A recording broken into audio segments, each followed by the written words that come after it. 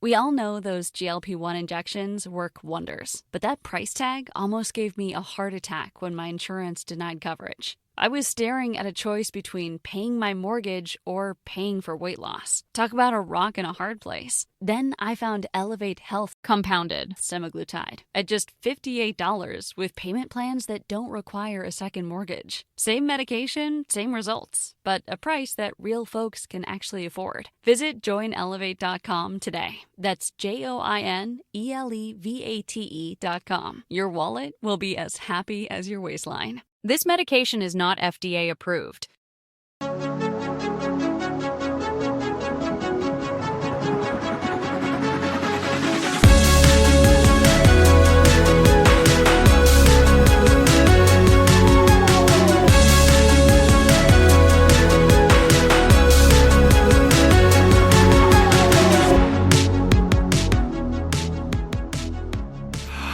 Jimbo, hello. Hey, Tia. Hi, thank you for joining me here on the Final FronTia. We've gone international.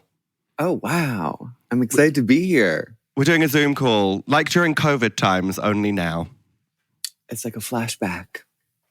You said flashback. You've got superpowers, is what just happened. You said flashback and sent your ghosts and ghouls to switch off the lights. You look better with that other lighting.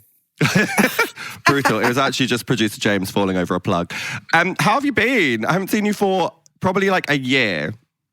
I haven't seen you since I think we were at Drag Fest with that one that can't be named over there in the UK. Yes. I think that's the last time I saw you sweating it out in a big warehouse or something. But I've been great, and congratulations to you, our new winner. Thank you so much. Congratulations to you also. You won the American All-Stars. How does that feel?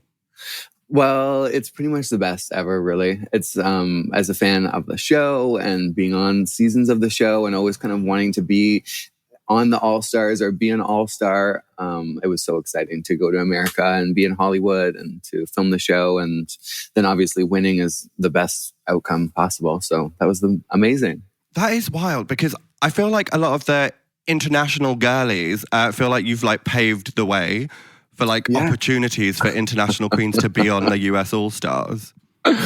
Yeah, I think so. I hope so. I hope that, it just shows that, you know, if you're doing your thing and you're believing in yourself and you're investing in it and making it, you know, your priority and putting it out there in the world, that it pays off. So, I mean, we should talk about that more, because I have the same kind of like vibe, because the first time I did Drag Race, I was like, this will just be fun. We'll see what happens.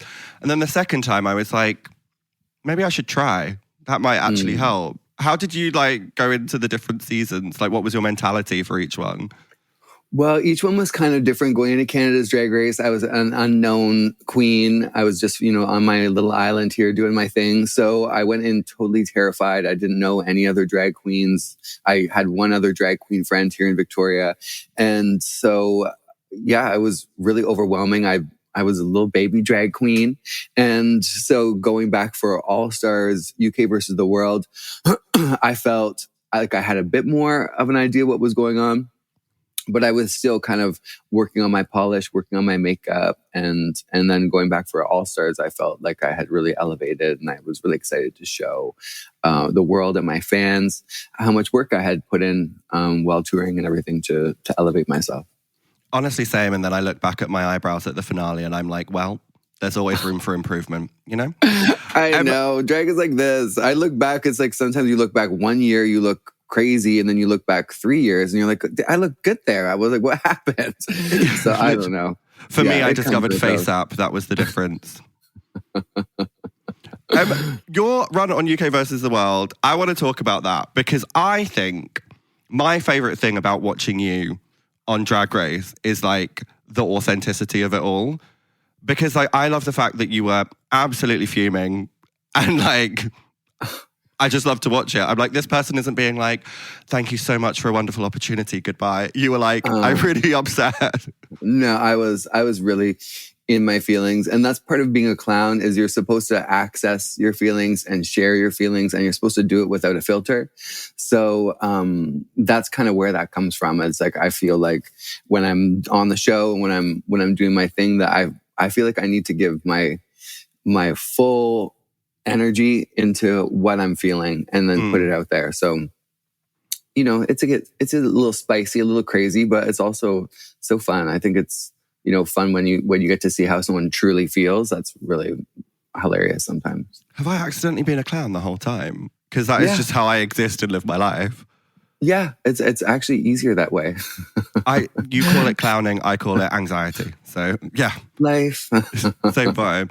That's now you've won. Would you go back again?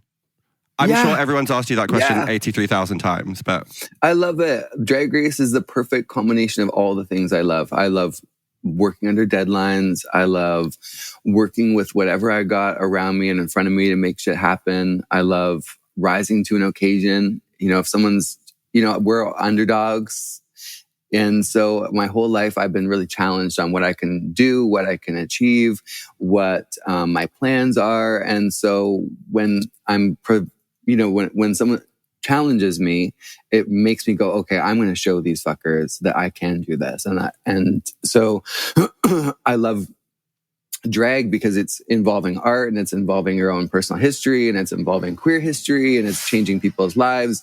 And it's all a lot of fun at the same time. And you get to learn something. The whole drag, as much as it is about entertaining, it's also about like learning as an artist, how to do your makeup, how to do your hair, how to communicate your ideas, how to develop routines and ideas to entertain people. And so every time I go to drag, it feels like you're going to like a drag school or something. Literally, RuPaul School for Girls. I always feel like it tells me more about myself because I went into that first season and I was like, I can do this. I'm just going to have a fun time, but I'm a fully realized human being with complex thoughts, feelings, and emotions. And then came out of it and was like, I have no idea what's going on.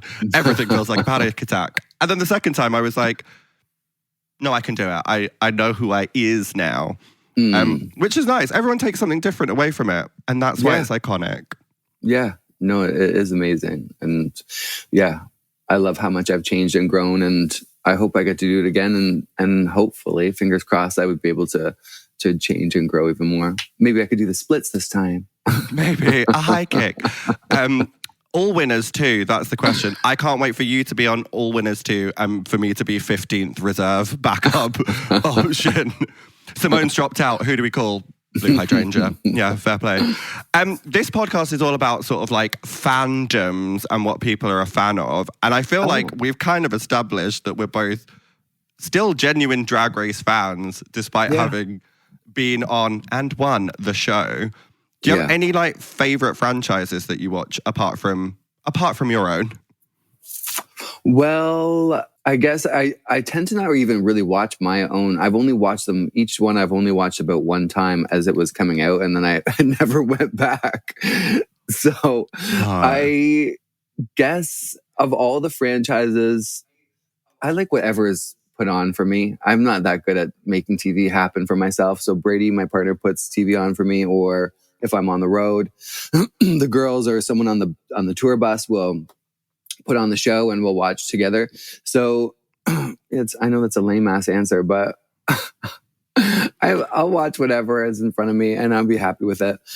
That's a better answer than mine, because I'm like, when I feel sad, I watch my finale lip sync against Hanaconda and I cheer up again. I fully watch myself. I love it. It's great. That's so funny. I need to watch myself. For some reason, I just don't. I don't know what it is. Even someone sends me a video, I'm like, I'm not going to watch it. I don't know what. I used to anxiously rewatch things when, like, if I got comments that were like, Tia shouldn't have been in the top that episode. I'm like, let me rewatch every frame to see why they think that. You are hilarious. I would never. But now I rewatch it and I'm like, everyone was wrong. I was great. Sorry. Yeah. Well, baby, you won, so. How do you feel about your win? You know, like, how do you feel about all the work you put in and how did that go for you? Because I know that was really exciting. It was, thank you. Turn the tables. I'm getting grilled. No, I actually kind of love it because, like, there was that feeling that, like, at the time, a lot of people wanted someone else to win. And by someone else, I mean literally any of the 3 other options in that final. So I felt that, like, quite a lot. And then I realized that I was blanking out all of the love and just focusing on, like, you know, 1 in every 100 comments was like, right. Marina should have won. And I was like, everyone thinks that Marina... But that's not the case. Like, there's so much love out there that you can focus on and harness. But I can't lie, I did struggle a little bit. I was like, I have accidentally won Drag Race and it shouldn't have been me. But now I kind of like sit in that power a little more, especially after doing a tour with like all the girls, and like it was very full of love and like full of compliments for each other and all of that kind of thing. So I sit in the power a little bit more, which is nice. Well, I'm glad. Yeah, it's hard because I don't know why that I'm the same way. I can get 100,000 compliments of love and excitement and joy and all these things, but then you read that one person that's just like, you know, feeling whatever they feel about it, and that can really stick with you. I don't know why that is, but yeah, it's a good exercise to, you know, pay them dust and to really focus on all the love that's out there for us, and there is a lot out there. So absolutely. I'm happy for you and congrats. Yeah, I think you are right about sort of like learning and like harnessing that and trying to like re-educate. Like it's literally like rewiring your brain to try not to focus on the negative, because I feel like that is like human nature to just see that thing and be like, oh, that must be the real version. Right. But do you stay away from looking at comments in general?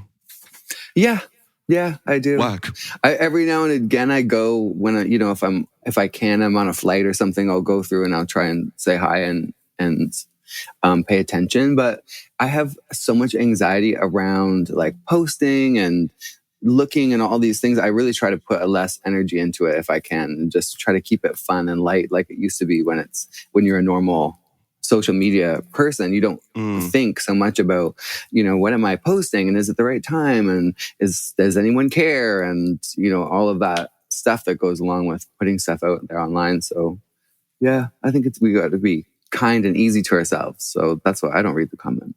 Yeah, the overthinking is the bit, isn't it? That's like a weird shift that happens where you're like, oh, suddenly it feels like everything matters more just because there's more people. But I guess it's just the same thing scaled up, right? Yeah, it really is. Live your life. Live your truth. Baby. Be you. The only way to do it. I am more, I am less, but fundamentally, I am me, to quote Hannah Conda. Oh, I like that. I think she should put it on a t-shirt, to be honest with you. You know, she probably is right this moment, down under. Yeah, with a crayon though, not officially printed.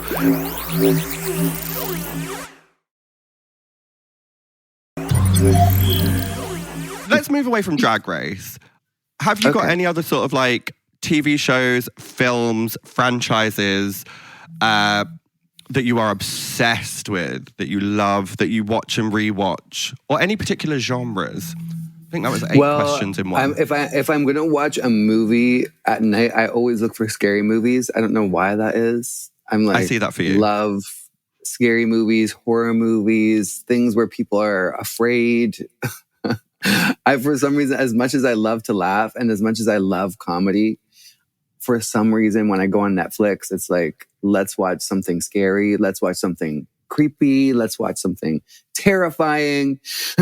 So I don't know what that is about me, but I really like that. And so, but I also love watching like shows about cat hoarding or, you know, like weird things that people do that are strange, you know, like the people like that are addicted to eating their cups or whatever. And they're just like, I can't stop.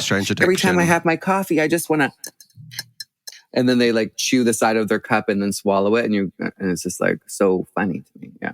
No, I love those ones. I think that I saw one where someone was like, I think they drank like the liquid inside a marker pen or something like that. And there's one who's addicted to sniffing baby powder. Right. I am obsessed with those as well. That's like a bad drug dealer's dream. There are a few people that I sent that clip to. I won't name names. But you all know who I'm talking about. Yeah. Yeah, no, the horror film thing I feel like is a real thing because I have like an obsession with watching like zombie themed content and I don't know why. But I feel like it's like anxious people like to be scared, maybe. Right. Maybe that's what it is. There's something calming about it. I don't know. It's the weirdest thing, but yeah, I tend to watch or like the shows about the people in jail and then where they talk about what they did. That's always like really creepy to me. Like watching someone, when you hear about a creepy story, but then to hear the creepy story from the person that did it, that was like, I dressed up like a big Teletubby and I killed my family and then I wore their skin around the house. And it's kind of like, oh my God. That is all I'm going to be thinking. The Teletubbies are at DragCon LA, and that's all I'm going to be thinking about now when we see them. I can't do the like true crime story things. They freak me out more than like a zombie attacking someone and eating their brains. Right. Yeah, I do like true crime ones too. That's freaky. Okay, I would recommend on Netflix, it's a crossover moment. It's a show called Dead Set, which is like zombie horror, but it all takes place in the British Big Brother house. Oh, cool. So it's like a bit reality and a bit horror. And then once you watch that one, Dead Set. Dead Set, that's so funny. Okay, yeah, I'll look at that. It was created by Charlie Brooker, who makes Black Mirror. Ooh, that's a good one. I'm a big Black Mirror fan. Me too, yeah. I like that dystopian, creepy future. Mama, that's like my favorite thing. We're living in it at the moment, but like dystopian future, question mark. Do you have like any favorite Black Mirror episodes? Well, there's this really creepy one that I always tend to I have a really bad memory. So when people ask me my favorite things, it's usually whatever I can remember. And so,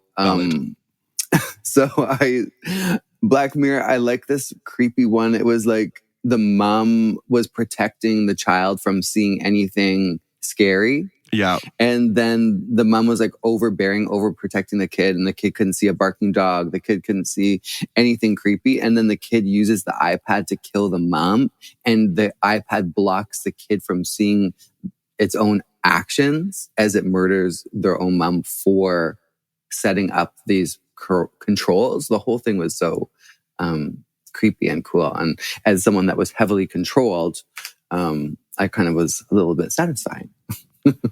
Yeah, it's an allegory. I believe that is Producer Poppy, if we can check. I believe it is Series 3, Episode 5, I'm going to say Archangel. I think that is correct. You are crazy. Okay, supercomputer. Honestly, it could be Series 7, Episode 2, but I just said numbers. Right. But I think it's called Archangel. Because I remember it so distinctly because it starts like it starts on such a small level and then it like escalates and this child's being exposed to nothing until finally like murder is fine to them because they can't see it. They're like not desensitized, the opposite of desensitized. Right. They're just shielded. Okay, with season 4, episode 2, I was off. But it is called Archangel. Thank you, Poppy. Wow. That's very kind. Baby.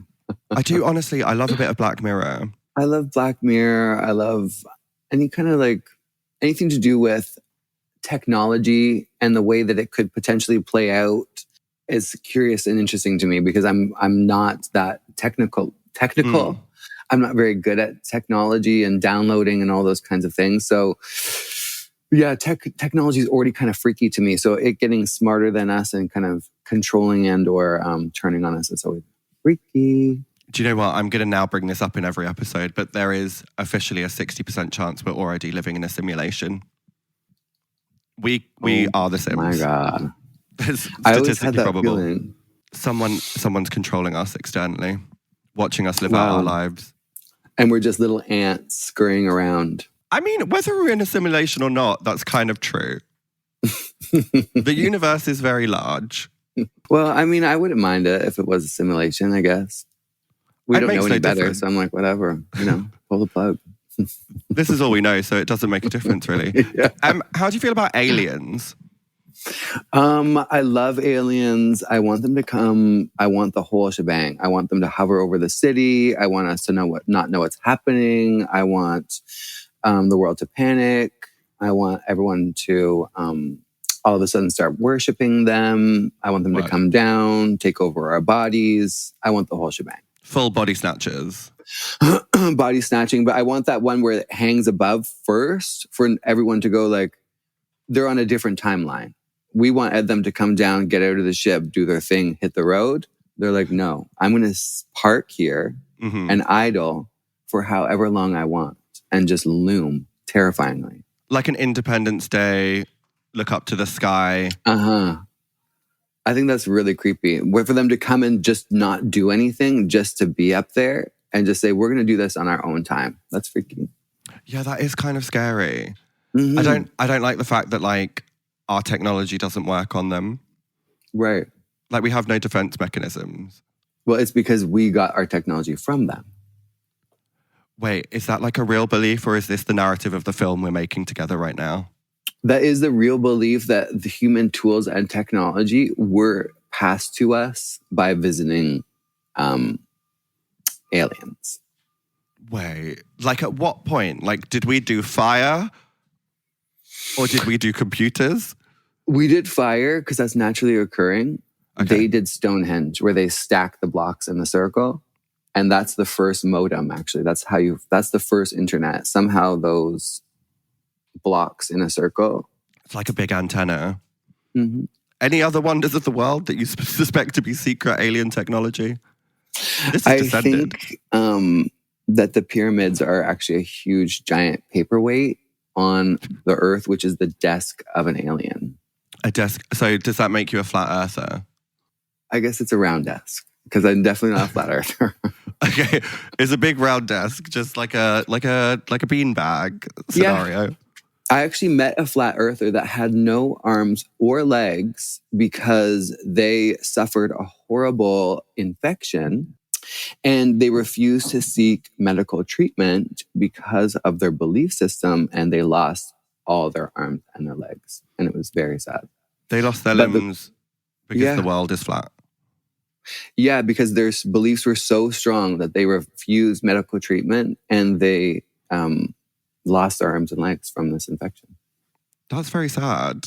It was crazy. It was crazy to see how someone's beliefs can be so strong that they would forego medical treatment and then live the rest of their life in a whole other state because of their belief system. It's pretty wild. Did they express that they'd learned anything from that, or were they still adamant they'd done the right thing? They never said like, oh yeah, I wish I had gone and got help. They just said, this is what happened. Okay. And I never really asked like, oh, well, so how do you feel now? I just kind of was like, wow, that's crazy. You listened, you weren't invasive. That's nice. I just listened, and they were actually smoking a cigarette, and they had the most beautiful black, sleek hand that they smoked the cigarette with as they told the story, and it was really, really interesting. Oh my, like that one that Manila had on a hat for All Stars. Yes. That feels like a weird way to come full circle back to Drag Race, but also it kind of worked. Good segue. Yeah. That is alarming. I watched a TikTok recently where someone was a genuine flat earther, and they were saying, your language is offensive, so you need to consider flat earthers. So instead of globally, say worldwide. Instead of saying, I love you to the moon and back, because the moon isn't real, say, I love you forever, because time is real. I was concerned by this. Yeah, that's interesting. They have to find whole other ways to express themselves. Like, I love you to the edge of the flat earth and back. Yeah, I think actually they said I love you to the four corners of the earth was the correct way to say it. Oh, that's cute. I like that. A map perspective. Very that. But also confusingly, she said around the world instead of across the globe. And then qualified it in the comments by saying that she believes the earth is flat but round. But then the four corner theory doesn't work if it's round.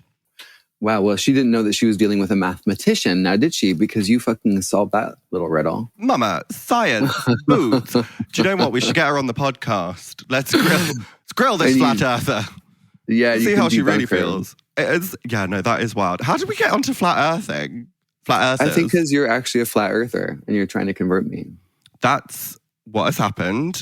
I went back to Drag Race so that I could win and use my platform to convert everyone into flat earthers. So please, we are surrounded by a wall of ice. Antarctica is a lie. Penguins live everywhere. The moon is a projection. What else do they think? I don't know. So the plane, flight paths are all made up and they all just go in a straight line. And does the ocean, how does that work with the flat earther? It just dips below the earth and then it just pools under there? Yeah, I think it's like if you put water in a bowl, they're just like, it's just is flat. It's just in... Oh. Wait, but a bowl is a hemisphere. Science. Bum, bum, bum. Listen, you can't win. Sorry, flat earthers. You're wrong. It's been disproven. Right, we are coming to the end, but I know. I don't want to go. As David Tennant said at the end of their run as the Doctor in Doctor Who, I don't want to go. What I like to do with all of my guests here on the Final Frontier is a scene, is a moment that we reenact based on our conversation. So I feel like we've mostly discussed how we love Drag Race. Okay. But then Look also... at us stupid drag queens. Very us, not to be predictable.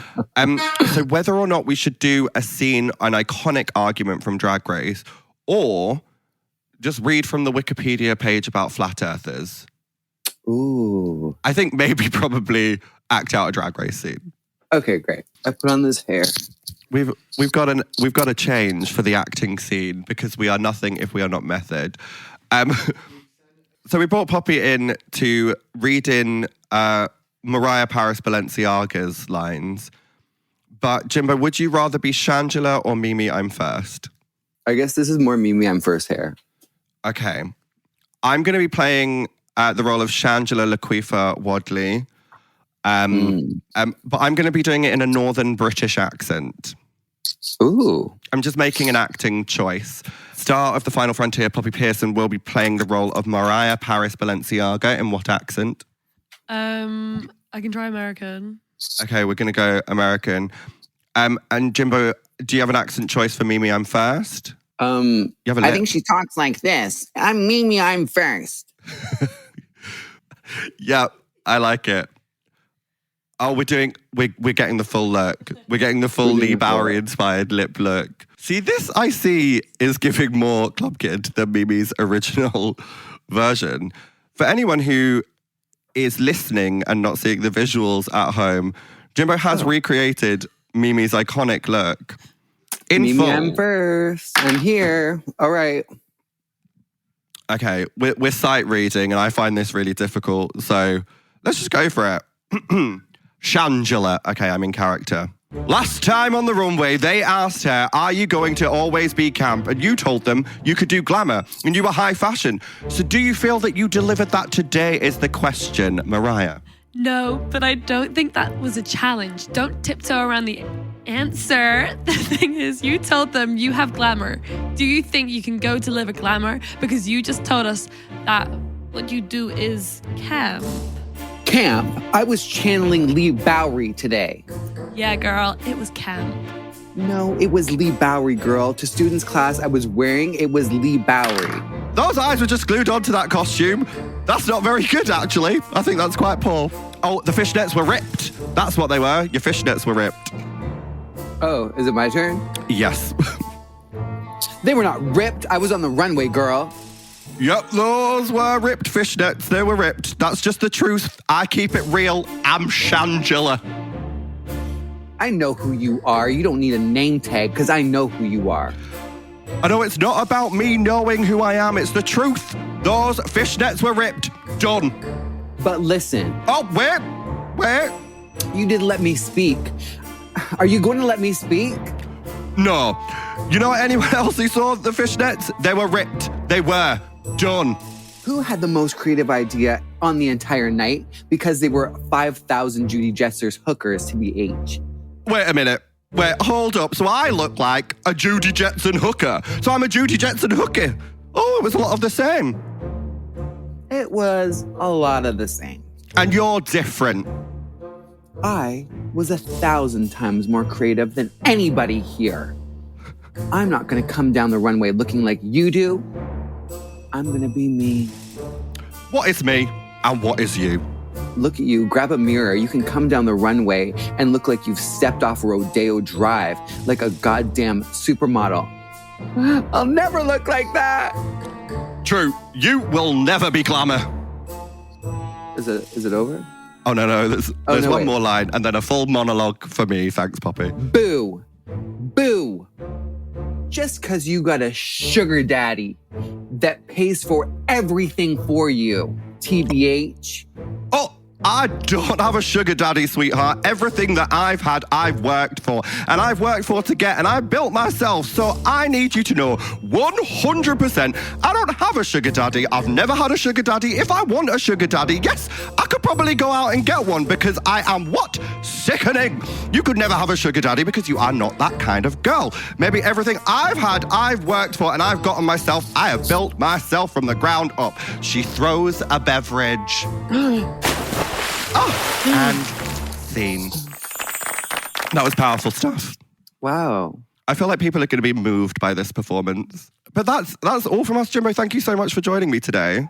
Oh, it's my pleasure. Thanks for having me. I got a makeover too. You look wonderful. Do you have anything else on for the rest of the day that you can maintain this look for? Well, it looks like I need to go on a hot date. With me, ideally. Okay. Where are you going to take me? To the Ivy? I'm going to take you to a flat Earth convention so we can learn more about why the Earth is not a globe. No, genuinely, thank you so much for joining me. I've had a wonderful time. I've learned a lot. My pleasure. It was so fun. Yeah, I'll see you soon. I'll see you around. I'll see you in Canada in a few weeks. Yeah, I'll see you in a few weeks. In Canada? Yes, I'm in Calgary in 3 weeks' time. Okay, I'll come see you. I'll ride a horse over and visit. Please do. I have a fear of riding horses, true story. Oh, really? Well, use a saddle. It's easy. I'll do my best. Jimbo, can you tell everyone what you've got coming up, what you need to plug, what's going on, what day it is? Come see my show in Australia. I'm touring around Australia in August. I'll be down under. Check out itdevents.com for your tickets. And you can follow me at Jimbo the Drag Clown at Instagram. And I have a website, houseofjimbo.com, where you can buy my merch and support my brand. Like this cool shirt I'm wearing. Gorgeous. Do you know what? I'm going to buy one. You've inspired me to. Well, you've inspired me to go wash my face. Thank you so much. Let's improvise a sign-off. Thank you for your time. Let the music play. Let the music play.